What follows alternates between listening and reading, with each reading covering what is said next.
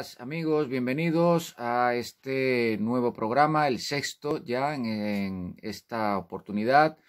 Vamos a hablar de una serie de 4 nuevas ciudades del mundo antiguo para esta serie que hemos llamado, como bien sabéis, Ciudades del Mundo Antiguo, una historia. Espero que hayáis pasado una muy buena semana. Como os decía, 4 ciudades que encontramos ubicadas en el continente asiático. Me refiero a 2 ciudades chinas, Chang'an, Xi'an, por un lado, Luoyang, la segunda, la más que famosa y prestigiosa Babilonia, y terminaremos con una curiosidad que se llama Kudaisi en la República de Georgia, una de esas repúblicas que renacieron a partir de la desaparición de la Unión Soviética. Son estas 4 ciudades, para que veáis cómo se escriben, las que vamos a trabajar hoy: Chang'an, Xi'an, Luoyang, Babilonia y Kudaisi.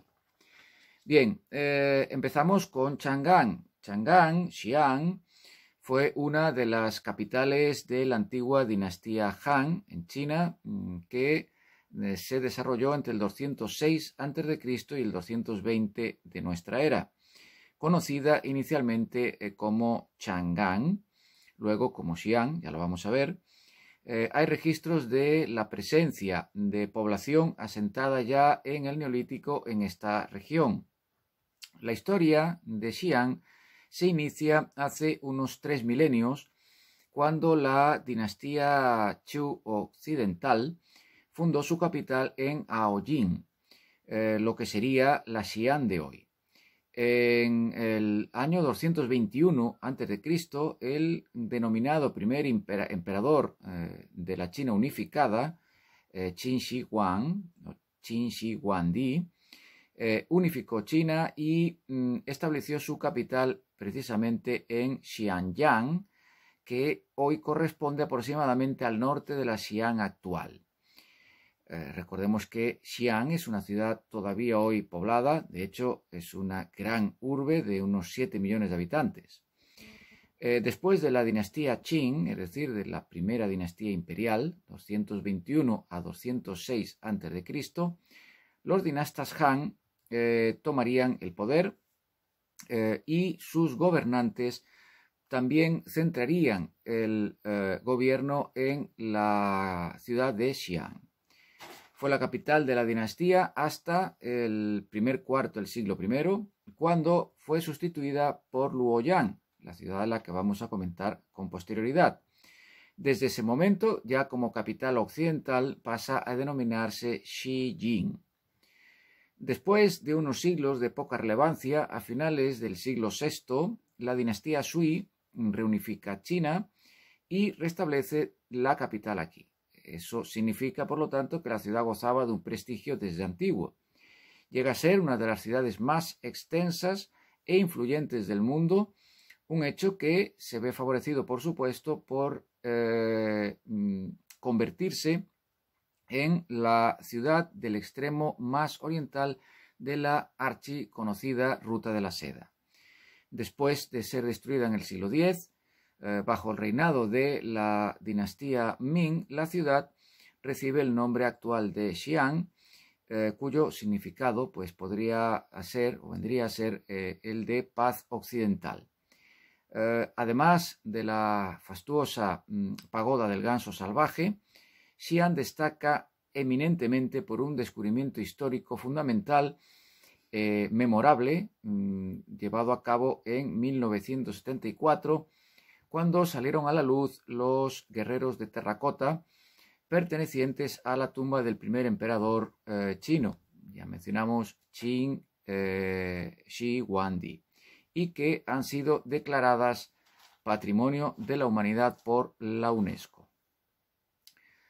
Vamos a aprovechar y mostraros pues lo que serían las figuras de estos guerreros de terracota. Naturalmente, una réplica hecha en yeso, claro.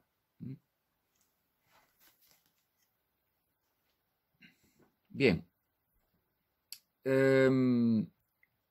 Luoyang, la segunda ciudad china que vamos a trabajar hoy, fue una antigua capital china, descubierta por la arqueología en los años 50 del pasado siglo, gracias a las excavaciones que se realizaron para reconstruir la ciudad, así como para llevar a cabo trabajos de regadío y formación de terrazas agrícolas para los campos de la región. La ciudad acabó arrojando más de 60 yacimientos y casi 1000 tumbas. Existe evidencia arqueológica de que hacia el quinto milenio antes de Cristo la zona estaba muy poblada. Destaca en ella un yacimiento neolítico descubierto en 1921 al oeste de Luoyang, que se denomina Yanshao, el nombre de una cultura del neolítico en China, de la China del Norte, ubicado en la llanura del río Amarillo.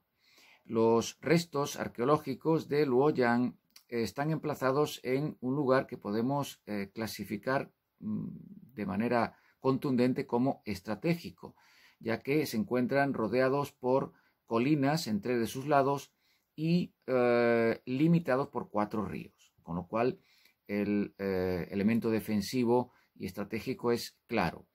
Se han hallado restos de la dinastía Shang de la Edad del Bronce, en una cronología aproximada entre 1700 y 1080 a.C., si bien el principal hallazgo fue la ciudad amurallada de época dinástica Zhou hacia el 900 a.C.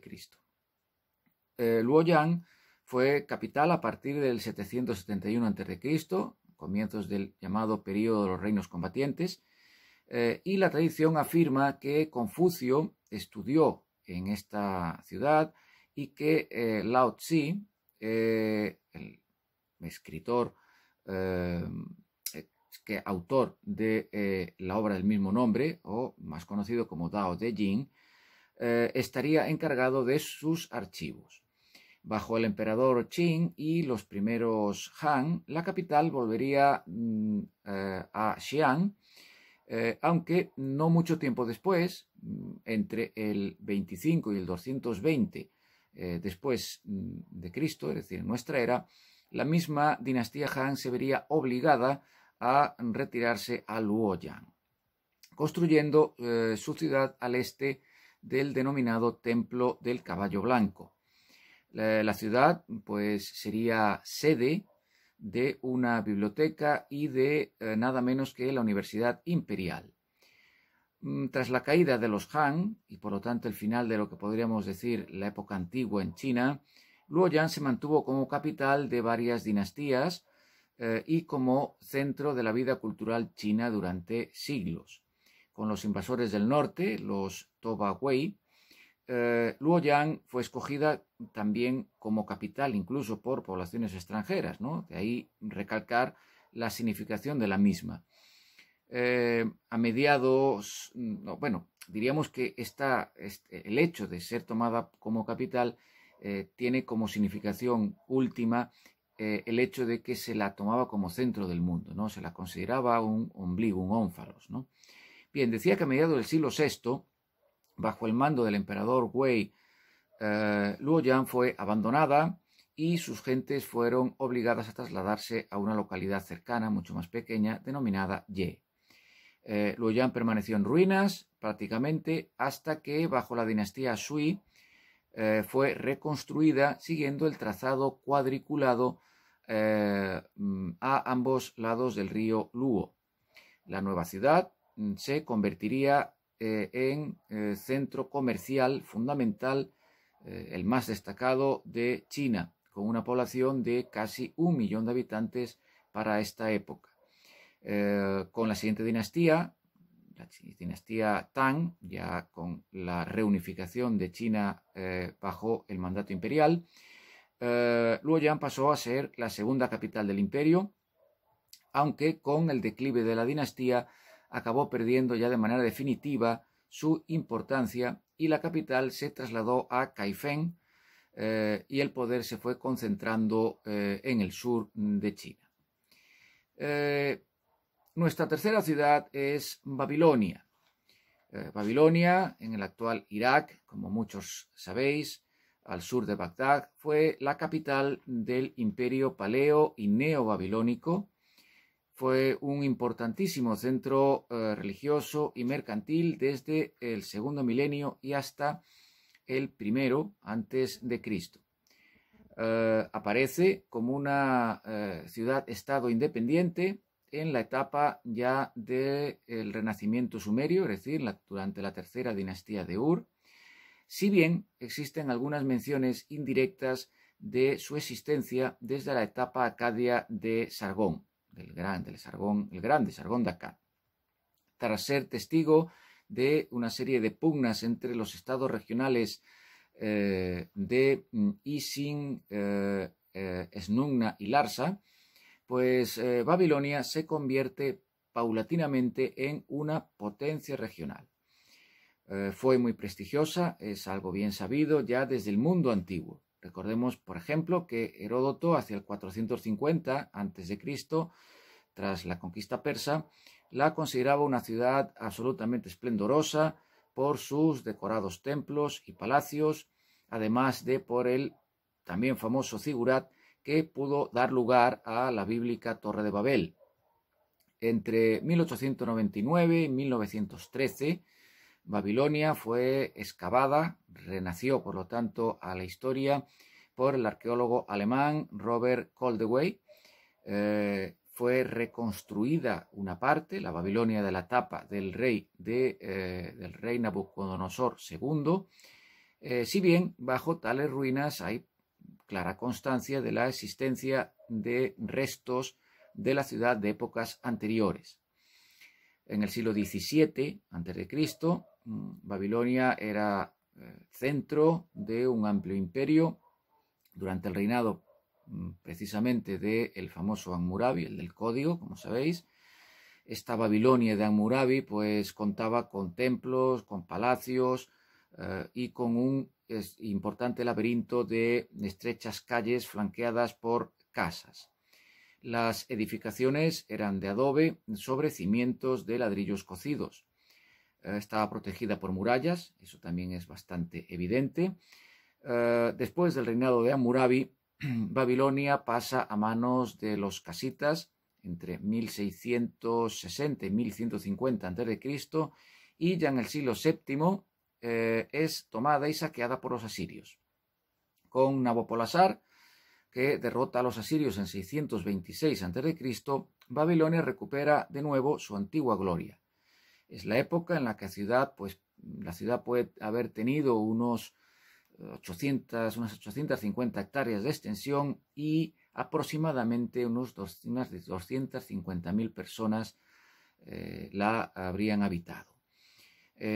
Por lo tanto, una ciudad de no solo considerable extensión, sino bastante habitada. De esta época histórica de la ciudad data la también famosa Puerta de Ishtar, que se puede ver fielmente reconstruida en Berlín, además del templo de Marduk. Tras la muerte de Nabucodonosor, el poder de Babilonia desaparece, la ciudad cae en manos persas en el 539 a.C., es conquistada por Alejandro Magno en el 331. Alejandro todavía la convierte en capital, pero cuando muere, la región entera pasa ya a manos de uno de sus generales, Seleuco, quien construye una nueva capital que es Seleucia, de forma que pues, Babilonia acaba siendo abandonada. Y finalmente Kudaisi o Kutaisi, es la cuarta ciudad que vamos a mencionar hoy. Es una rareza, la verdad. Es una antigua ciudad, capital de la región de Imereti, en la actual Georgia, ciudad que todavía hoy habitada, cuenta con unos 50.000 habitantes. Probablemente fue la ciudad establecida en el siglo I. Desde tiempos antiguos, la zona oriental de Georgia estaba ocupada por el reino de Iberia, mientras que la mitad occidental por el reino de Colchis, cuya capital sería precisamente Kudaisi o Kutaisi. A finales del siglo XI ambos reinos se unificaron y darían lugar al reino de Georgia. Lo relevante aquí es que se supone que Kutaisi era, por lo tanto, el mítico reino de la Cólquide en el sur del Cáucaso durante el famoso viaje de los argonautas que narra Polonio de Rodas, ¿no? Hasta aquí habrían llegado, por lo tanto, esos argonautas, toda esa serie, ese conjunto de héroes que se reúnen en la nave Argo, desde Iolcos, en Tesalia, es decir, Jasón, sus argonautas, en busca del vellocino de oro. Y serían pues recibidos por el rey Eetes y su hija Medea, cuya posterior historia trágica supo sacarle un muy buen partido el trágico Eurípides. Esta ciudad será ya posteriormente pues centro de numerosos conflictos entre los reyes de Georgia, el de Rusia y el emperador otomano. Bien, y con ello, pues con esta ciudad terminamos este episodio, este sexto vídeo, de manera que simplemente recordaros que podéis darle like, suscribiros si os parece interesante la información, hacer cualquier tipo de pregunta, sugerencia, comentario, aporte, que siempre será importante, será leído y será discutido. Mientras eso ocurre, pues simplemente pasadlo muy bien, aprovechad bien vuestro tiempo, saludos cordiales y que estéis muy bien. Hasta luego.